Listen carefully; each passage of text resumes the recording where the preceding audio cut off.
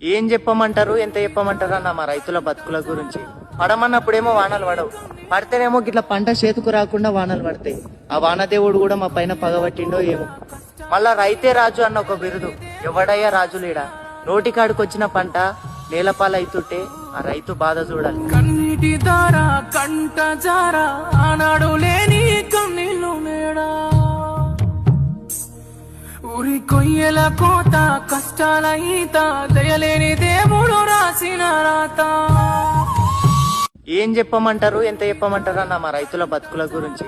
పడమన్నప్పుడేమో వానలు పడవు, పడితేనేమో గిట్ల పంట చేతుకు రాకుండా వానలు పడతాయి. ఆ వానదేవుడు కూడా మా పైన పగబట్టిండో ఏమో.